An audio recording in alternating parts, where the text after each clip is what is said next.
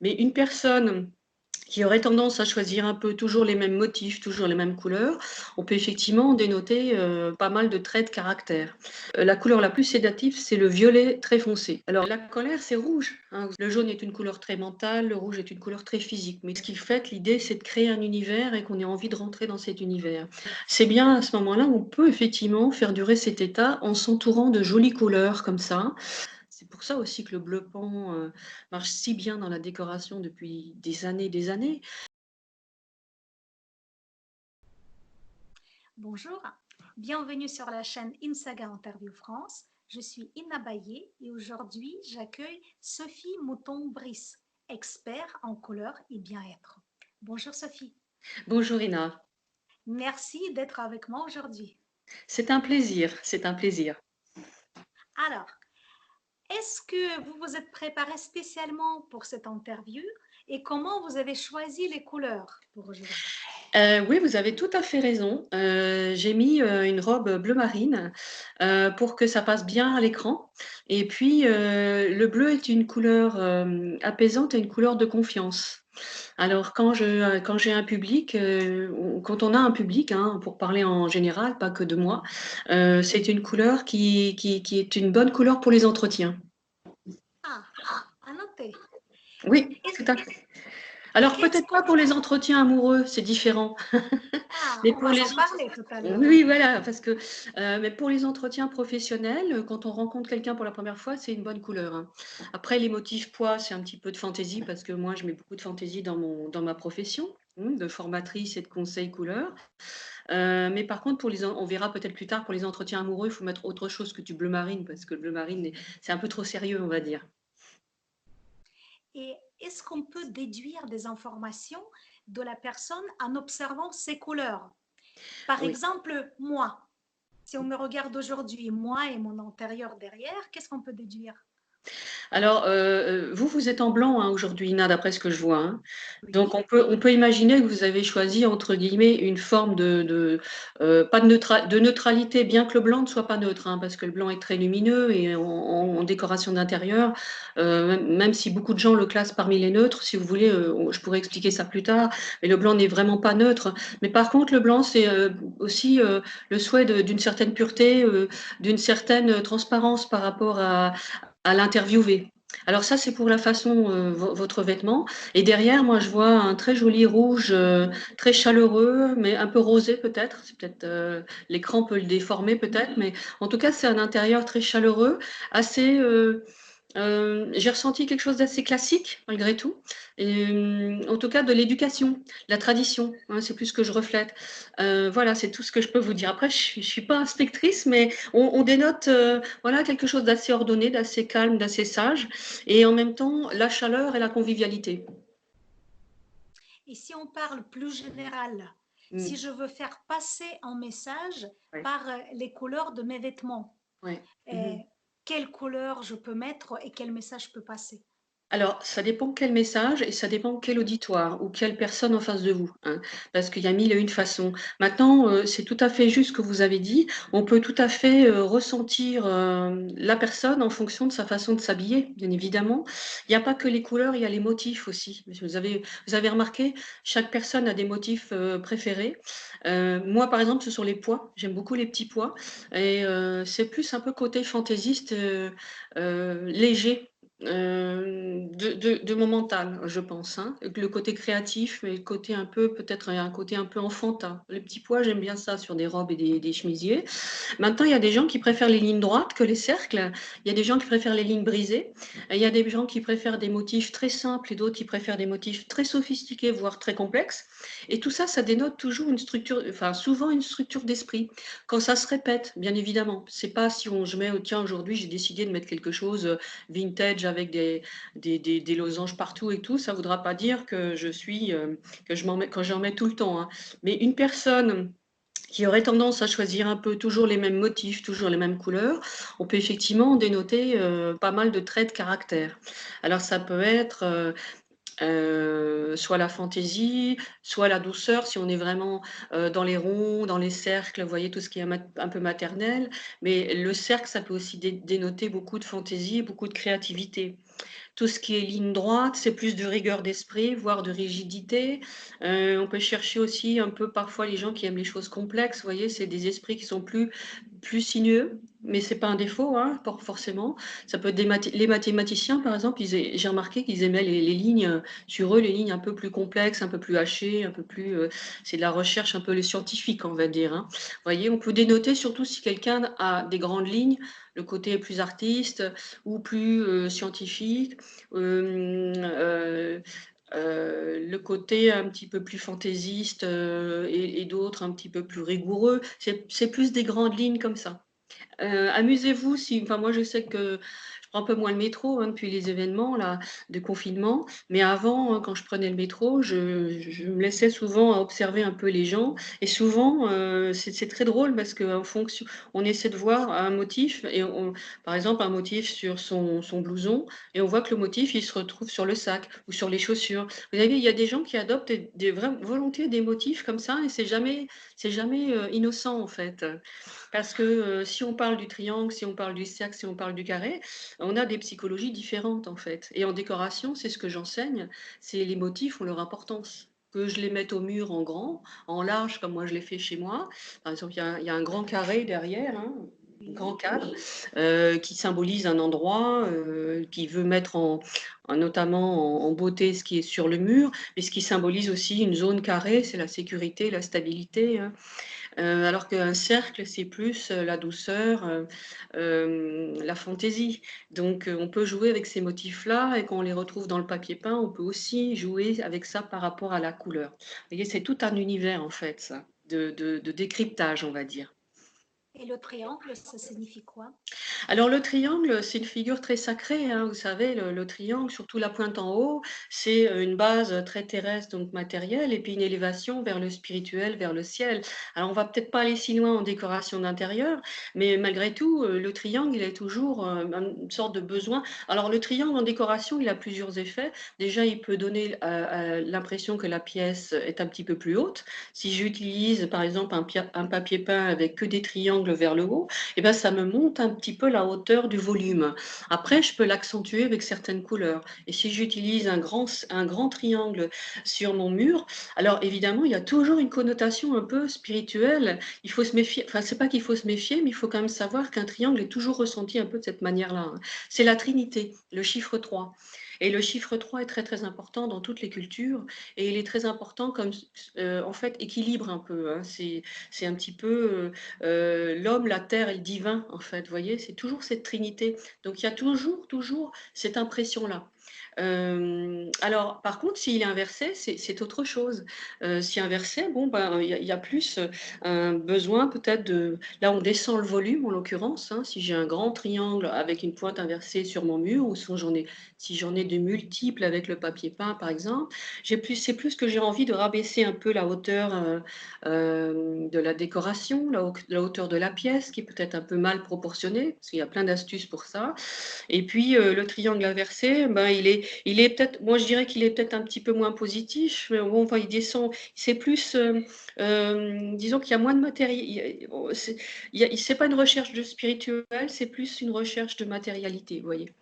Donc mais après tout ça, c'est à nuancer, bien sûr. On va pas dire si je vois quelqu'un qui a des triangles inversés sur moi, je vais pas dire: «Oh, ce monsieur est très matérialiste». Non, non, il faut faire très, très attention à tout ça, quoi.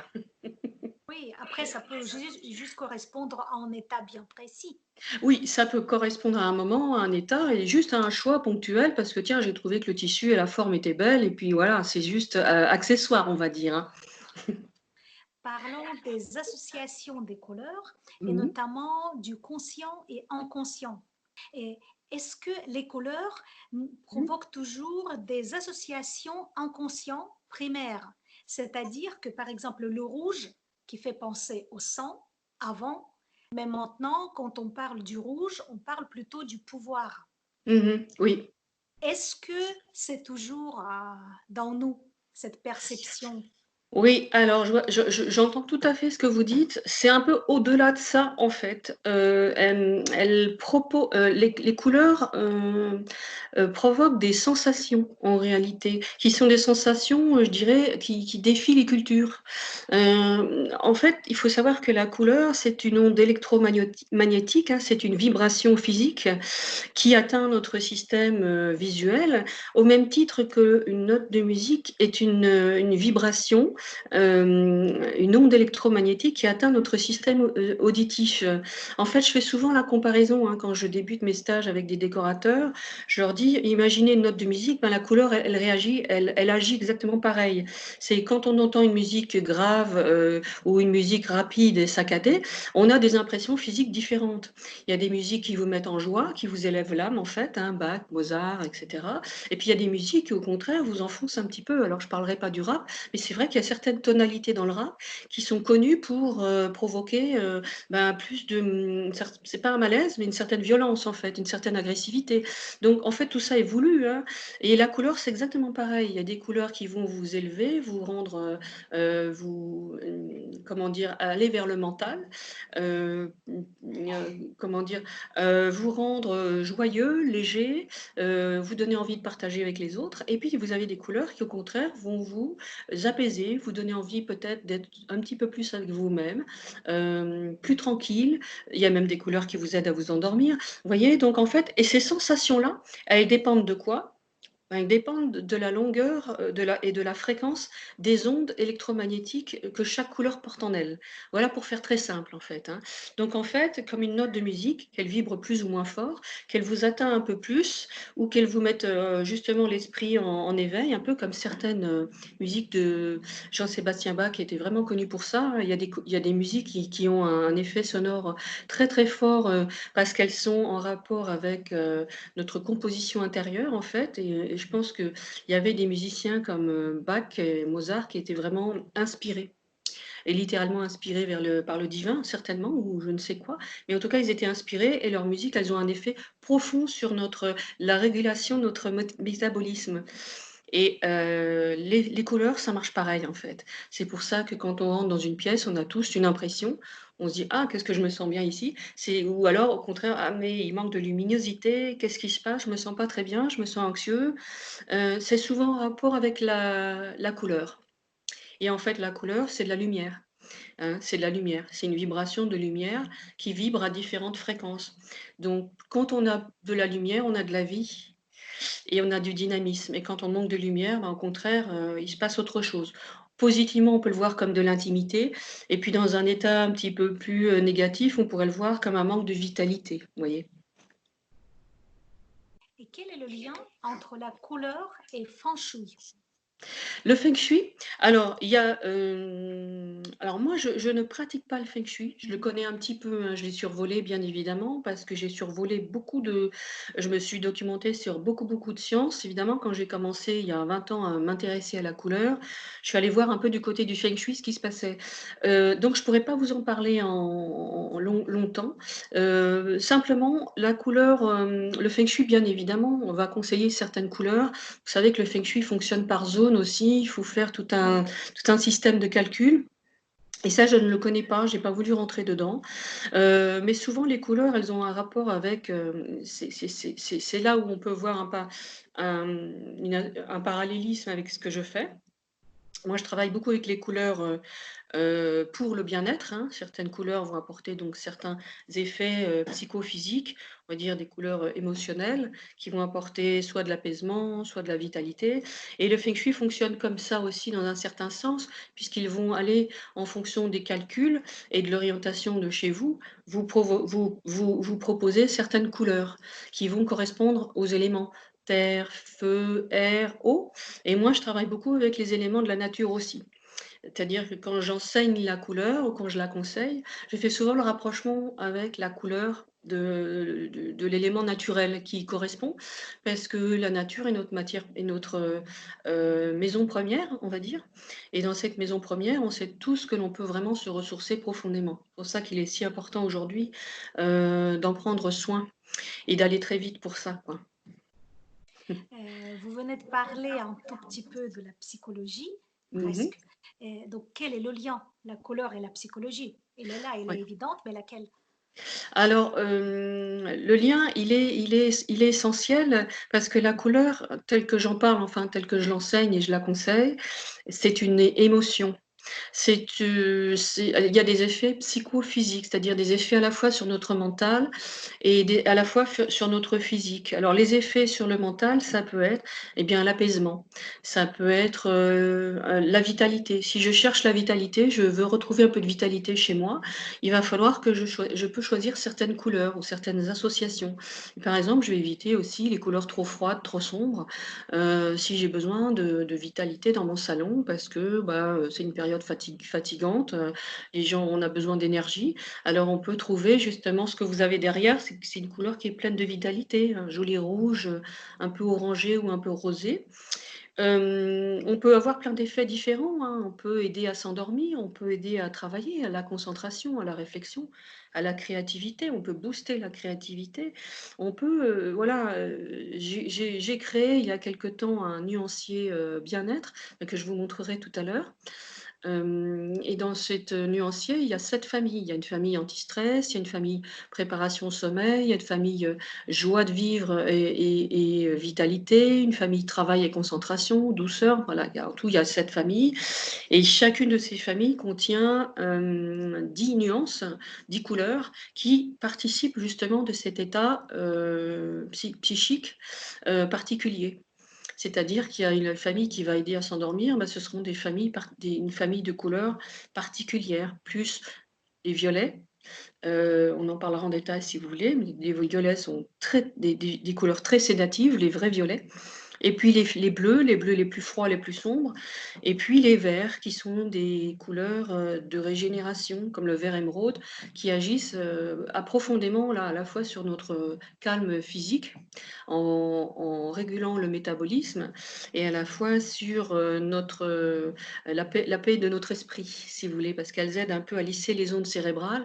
Elles nous mettent en état, je dirais pas méditatif, mais l'état du calme, celui qui précède la méditation. Et ça, c'est très important pour le sommeil. Oui. Mmh. Comme vous êtes spécialiste en couleur et aussi en motifs, donc Oui, je vous propose qu'on réunit toujours les deux et, d'accord. et allons dans cette direction-là. Je Ouais, voudrais bien continuer avec les émotions bien sûr. et avoir vos conseils pratiques. Par exemple, si j'ai une angoisse ou j'ai une Mmh. attaque panique, quelle couleur je peux regarder ou à quelle couleur ou motif réfléchir pour Ouais. me calmer?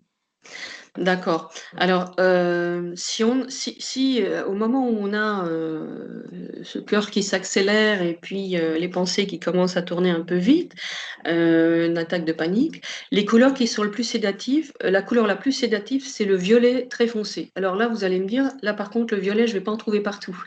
Mais il faut quand même savoir que le violet très foncé est la couleur qui est la plus apaisante pour, à la fois, le cœur, enfin le corps et l'esprit. La couleur qui est le plus facile à trouver autour de soi, c'est du bleu. Un bleu le plus froid possible, voire un bleu moyen ou un bleu sombre, hein, même un bleu marine, ça fait l'effet aussi, hein.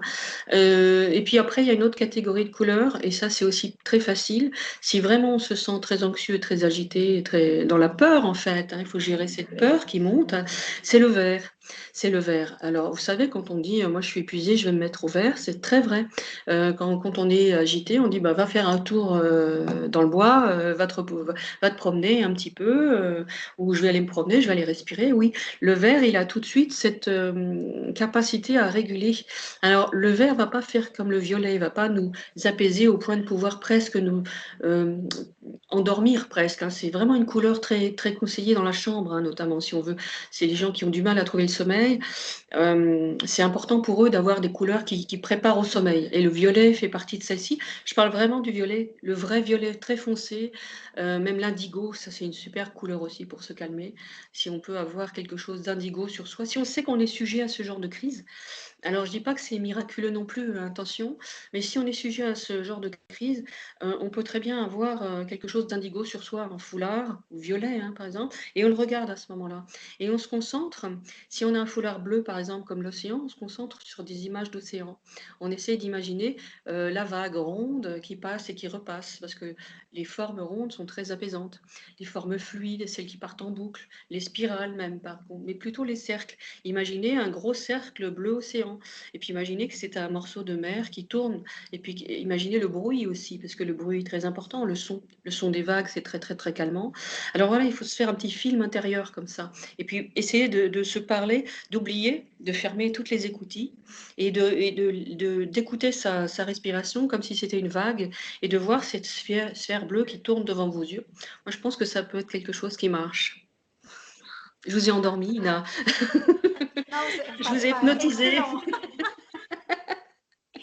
Et si je suis en colère, quoi faire? Quelle couleur? Alors, la colère, c'est rouge, hein, vous savez, c'est le sang qui monte, Mhm. je vois rouge, je suis en colère, j'ai le niveau, la pression artérielle qui monte, le cœur qui s'emballe, et la voix qui monte aussi, qui tout ça, donc là aussi, il faut faire redescendre la pression et tout ça, donc pas de rouge, pas d'orange, pas de jaune, mais alors on peut essayer le rose pâle, on peut essayer le bleu, c'est évidemment tout ça ça va calmer. Le vert aussi, parce que le vert, c'est un retour à l'équilibre, un peu, je dirais, le point zéro, le point où tout va bien, on n'est pas trop apaisé, trop ralenti, je dirais, et on n'est pas non plus hors de nous. Donc là, on peut peut-être s'imaginer en train de parcourir, de rentrer dans un sentier de sous-bois. Vous savez, quand vous rentrez dans un sentier sous bois avec toutes les feuilles qui sont un peu illuminées, traversées par le soleil, et puis vous imaginez que vous marchez lentement et vous reprenez la respiration. Vous oubliez la cause, vous essayez d'oublier, vous ne pensez pas à la cause de votre colère, vous essayez de revenir, la colère est mauvaise conseillère. Donc il faut marcher le long de ce sentier et sentir un peu la terre avec les aiguilles de pin qui crissent un peu, c'est doux, et sentir aussi l'odeur des bois, l'odeur de l'arbre, de la terre mouillée un peu. Et surtout, il faut voir ce verre, voyez, ce verre profond d'un sous-bois.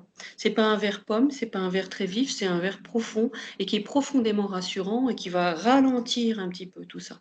Ce verre, on peut très bien l'habiter chez soi, hein. Soit moi, vous voyez, j'ai beaucoup de plantes vertes chez moi, mais on peut aussi imaginer avoir un mur vert ou 2 murs verts ou voir jouer avec cette couleur-là parce qu'elle est vraiment très, très, très bienfaisante. On en manque dans les villes. C'est vrai. Changeons émotion.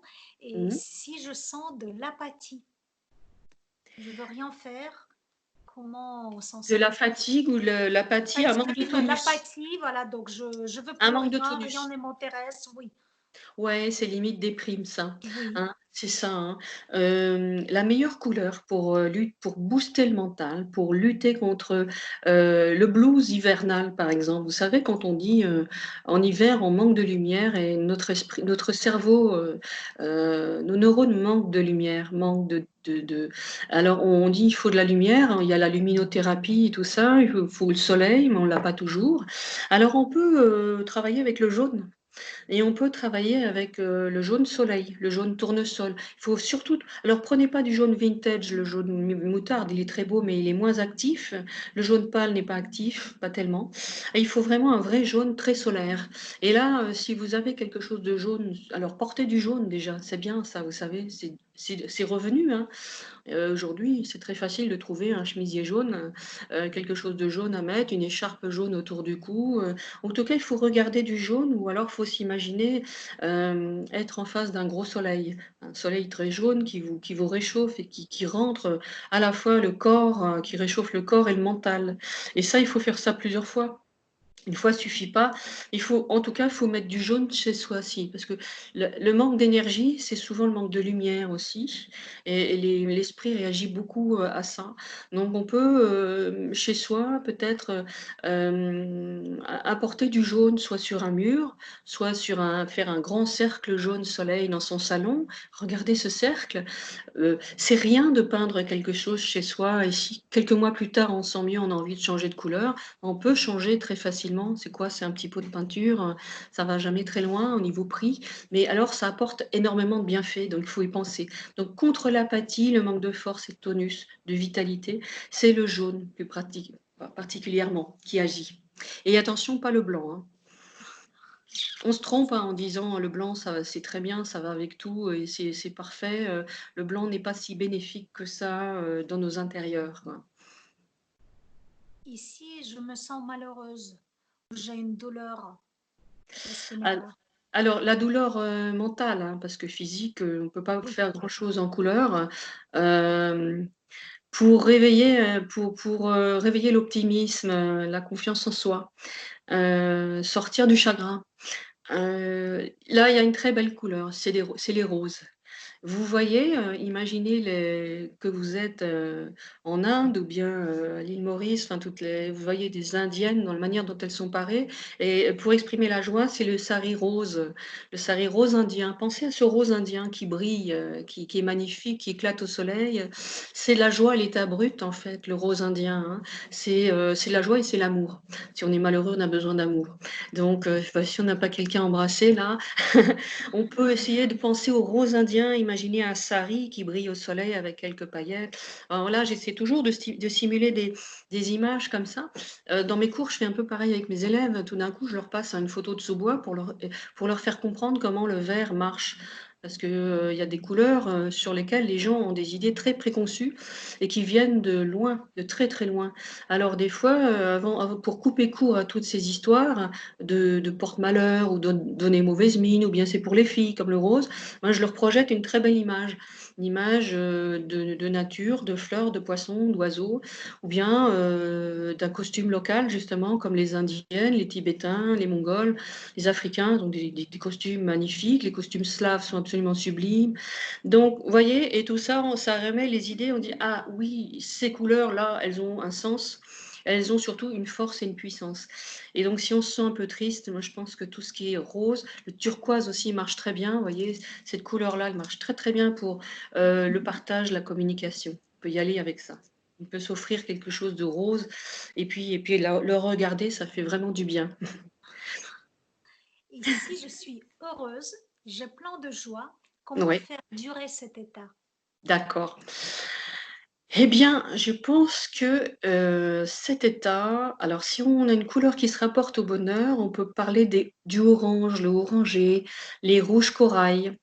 Les bleus turquoise, vous voyez, c'est bien à ce moment-là, on peut effectivement faire durer cet état en s'entourant de jolies couleurs comme ça, de choisir celle qui vous plaît le plus dans ça. Est-ce que les oranges, hein, les oranges, c'est une couleur de bienveillance, de bien-être profond. Alors, ceux de ma génération, ont une mauvaise image du orange parce que c'était les années 80, un peu disco, où le orange était très très violent. Mais aujourd'hui, dans la gamme des couleurs de peinture, il y a des oranges qui arrivent qui sont magnifiques, qui sont des oranges rosés, des oranges très doux. Alors on parle plus surtout de cet horrible orange saumon, c'est fini ça. Et mais c'est un orange corail. Et tout ça, ça peut être des couleurs comme le rouge très doux, hein, parce que le rouge trop vif est un peu plus agressif, mais il est très porteur d'énergie aussi. Mais si on a juste besoin de rester dans cet état d'allégresse, on peut se permettre le turquoise mêlé à du rouge, le orange avec un joli bleu ou un joli rose. Vous voyez, les bohèmes, hein, vous savez, le style bohème. Orange, rose, rouge et un peu de bleu vardo, ce bleu turquoise, des roulottes là. Eh ben, ça donne plein, plein, plein, plein d'optimisme, ça, hein. C'est la joie. Très bien. Et maintenant, on va continuer dans cette direction. Le D'accord. matin, je me Oui. réveille. Quelle Oui. couleur ou quel objet regarder pour tout de suite me réveiller et être prête à conquérir le monde? Ah là là. Alors, cet objet magique, je ne l'ai pas encore, mais j'aimerais bien l'avoir, mais c'est pas impossible, hein. Chacun, on le recherche un peu tous. Quelle est la couleur qui fait du bien et qui met en optimisme et en joie de vivre le matin? Alors déjà, les couleurs qui ne mettent pas dans l'optimisme, c'est les couleurs neutres, hein, c'est le gris. Bon, après, les beiges sont pas très actifs, mais si on veut avoir de l'optimisme, faut aller vers les couleurs à forte énergie.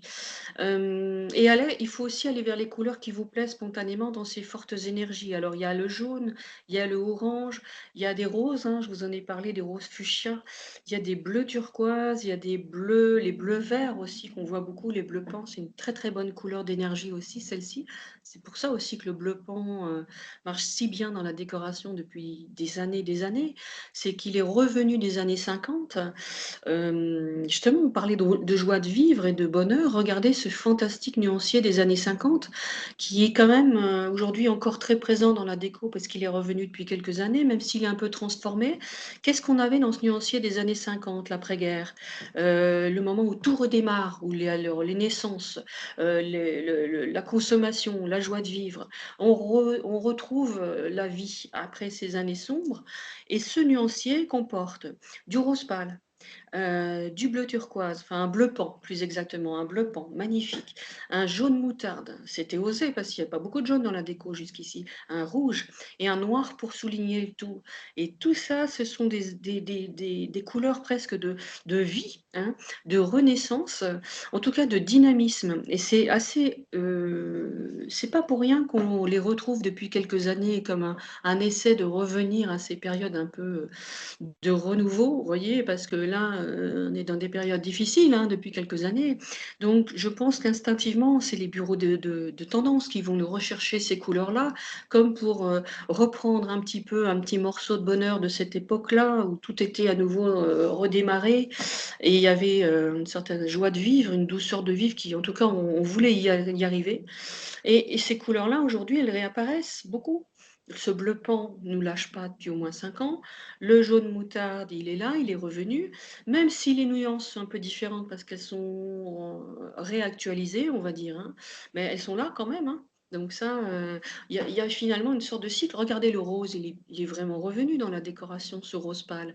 Rose minéral, ce rose minéral qui est la couleur du quartz rose. Le quartz rose est en lui-même la pierre de l'amour et de la tendresse et de la peine affective. Quand on a un chagrin d'amour, on dit qu'il faut porter un quartz rose sur soi. Donc, vous voyez, j'ai répondu à la question. Si on a un chagrin, on peut s'aider du rose, des roses pâles. Alors, j'ai pris ce coup d'énergie. Maintenant, il Oui. faut que je réveille toute la famille. Quelle couleur de la vaisselle peut les aider à se réveiller? Ah oui, oui, oui, vous pouvez, alors il y en aurait 2. On va éviter les rouges, même si on le orangé, rouge orangé, c'est une très bonne couleur pour ça. Vous pouvez leur servir, leur petit déjeuner avec, des bols, du jaune, hein, pour le réveil mental. Le jaune, c'est réveil mental, c'est l'éveil mental. Le jaune est une couleur très mentale, le rouge est une couleur très physique, mais tous les 2 sont dans l'énergie. Donc, entre les 2, on a le orange, ça peut être aussi une belle couleur pour équilibrer les 2. Vous avez le turquoise aussi. Le turquoise, c'est une belle couleur qui contient du jaune. Donc, vous voyez, vous avez tout ça. Vous avez des motifs, les pois, tout ce qui est cercle, comme des bulles, en fait, des bulles d'arc-en-ciel. Voilà, vous avez déjà pas mal de choses, de quoi faire une belle... Réveiller toute la famille, Ina, avec ça. Tout à fait. Et est-ce que la couleur de la nourriture ou Mm, des objets de l'art de table oui. ont un effet et peuvent nous aider, par exemple, ou bien manger, Mm. ou par contre nous aident à garder la ligne? Oui, alors en fait, on dit, et c'est vrai que par exemple, le rouge excite l'appétit et que le bleu calme l'appétit. Donc vous voyez comment j'arrive à ce sujet-là.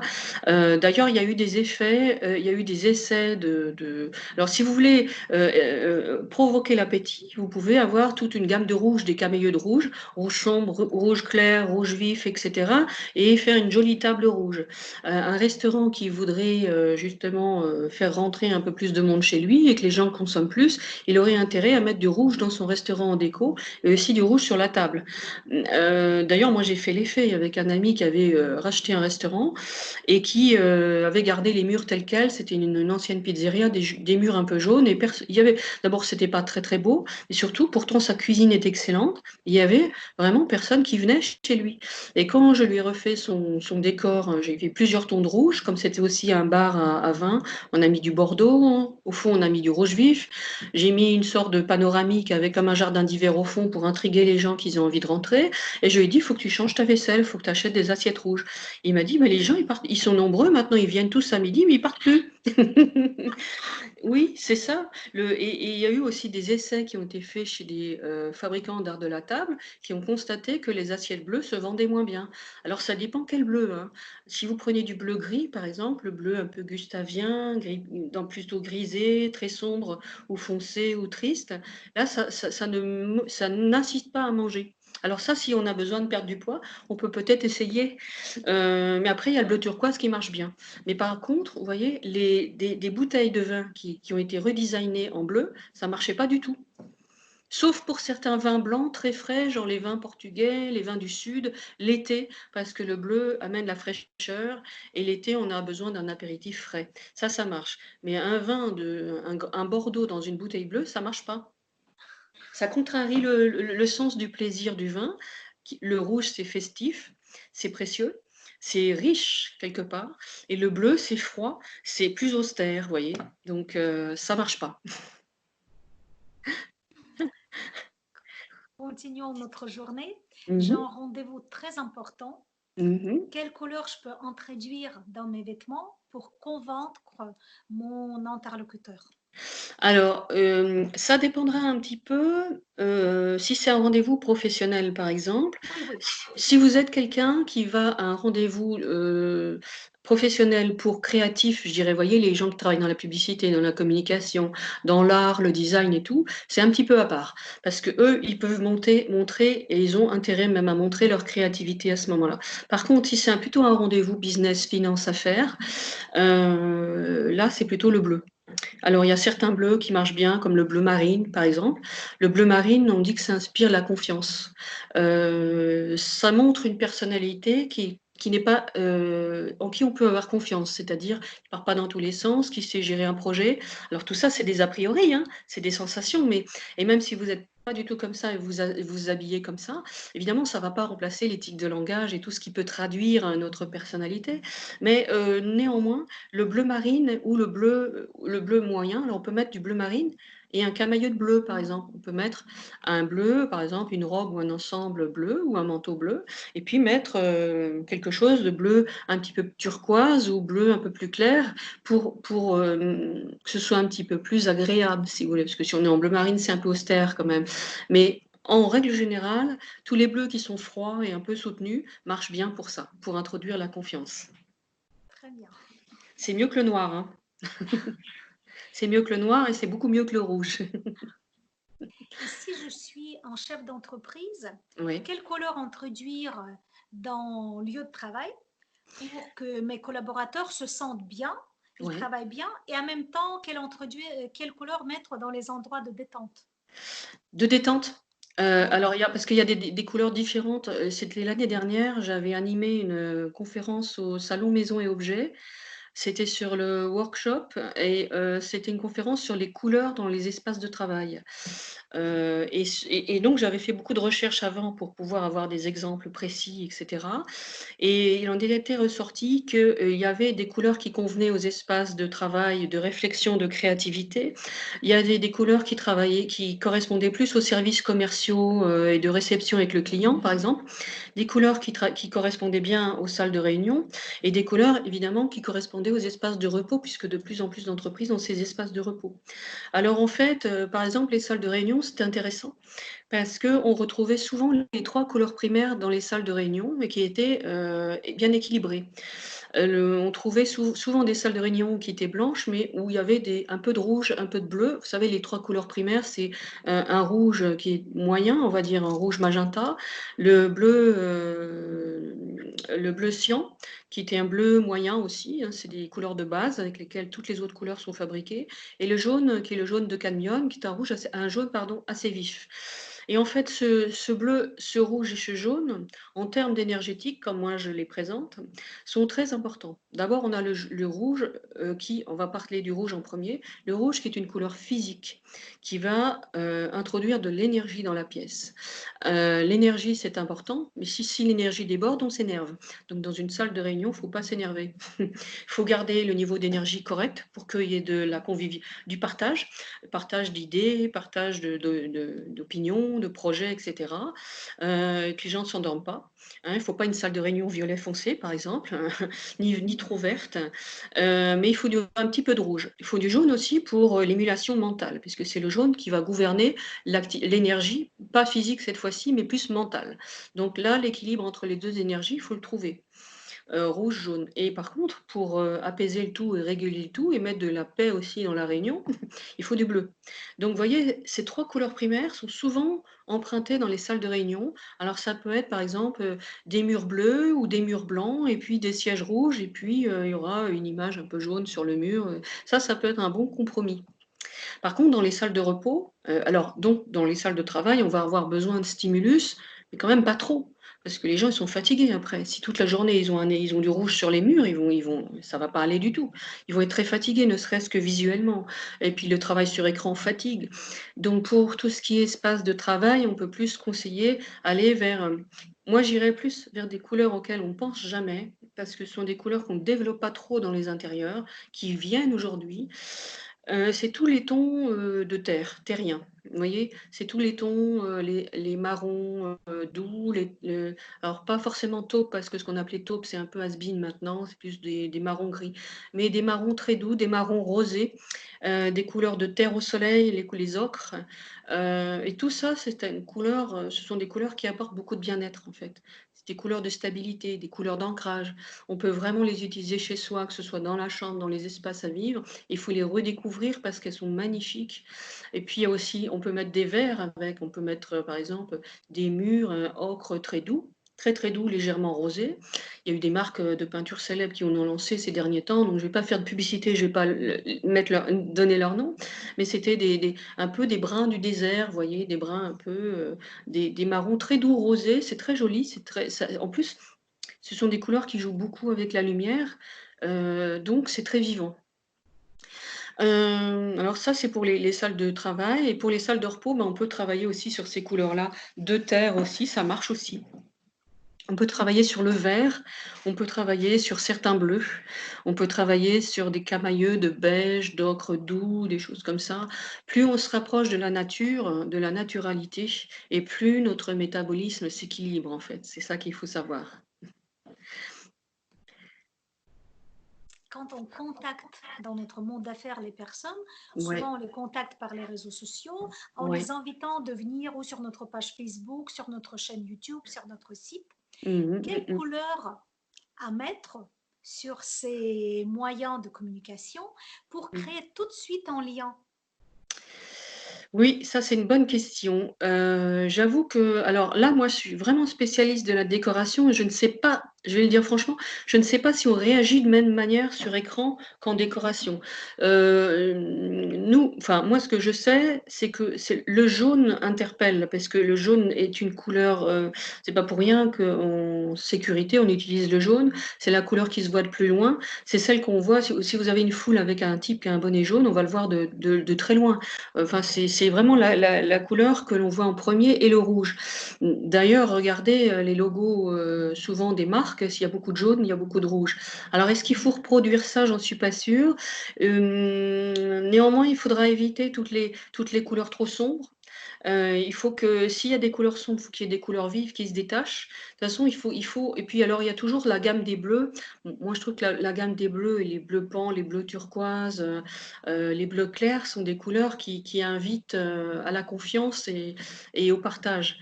Après, peut-être qu'il faut, interagir avec soit du rouge, soit du orange pour qu'on le voie et pour que ça se démarque.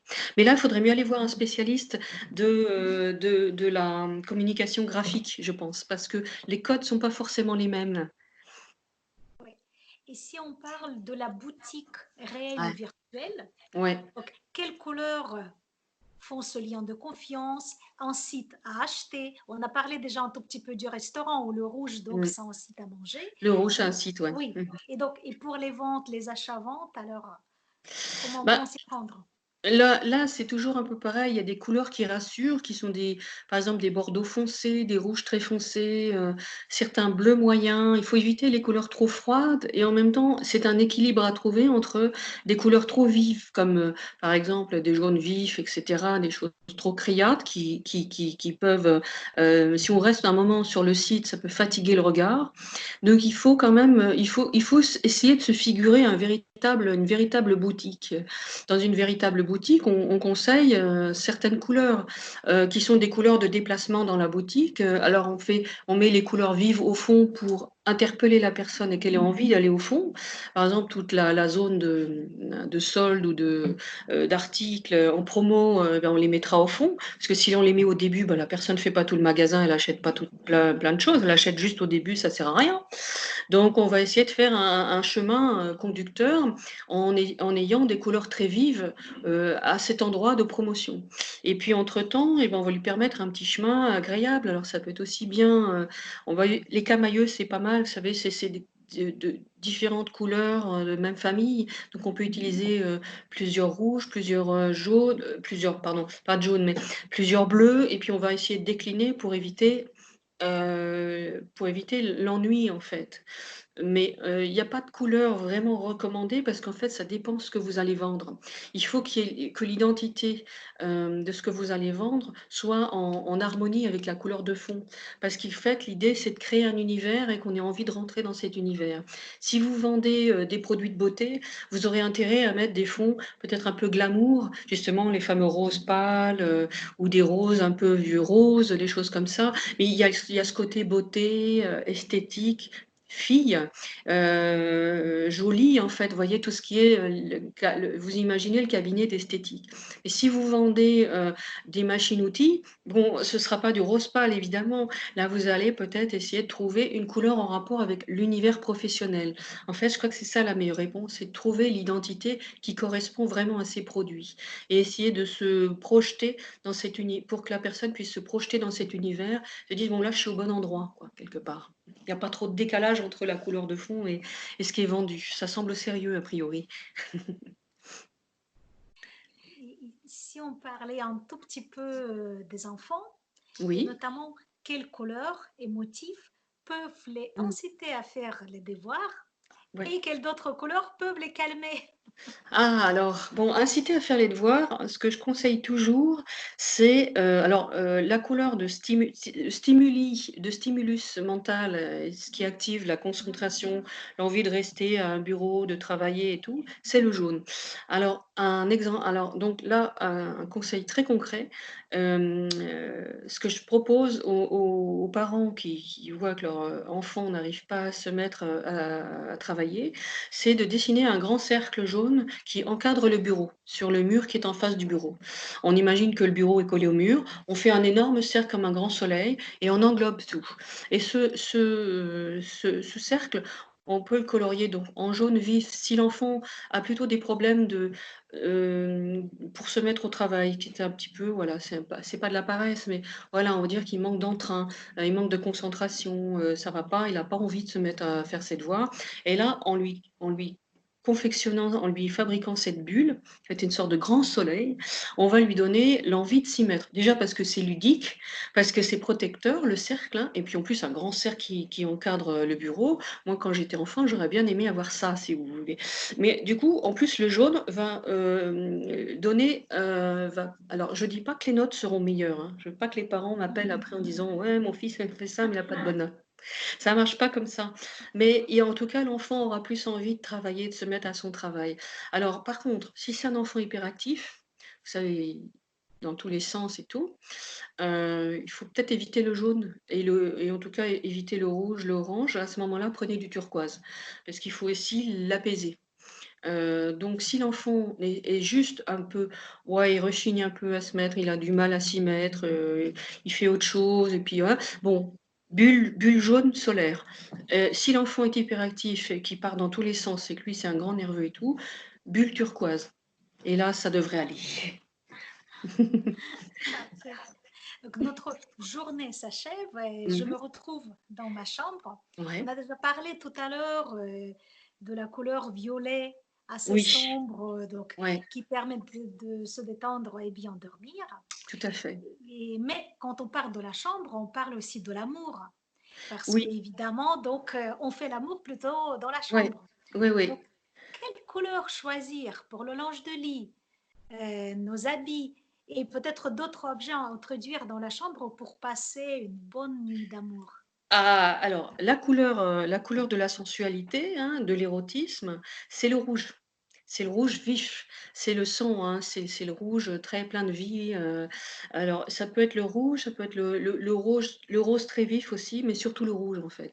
Alors en même temps, je conseille pas une chambre toute rouge, mais ce qu'on peut conseiller, c'est, jouer avec, à la fois un certain bleu, peut-être pour apaiser la chambre et en même temps des touches de rouge. Par exemple, le linge de lit, on peut imaginer des rideaux, on peut imaginer, des lampes rouges aussi, des abat-jours, vous voyez? Et cet accord bleu-rouge, il est très équilibré. Mais c'est vrai que la sensualité, c'est le rouge et on peut jouer sur différents rouges. Parce que, par exemple, on peut avoir très bien, des murs en rouge, sombre, hein, rouge bordeaux. Ça, c'est une couleur qui reste possible dans la chambre, qui n'altère pas la qualité du sommeil et de l'endormissement surtout. Par exemple et ça peut être très beau avec un camailleux de rouge en linge de lit, sur les rideaux, peut-être des petites lampes aussi, vous voyez? Et tout ça, ça devrait aller.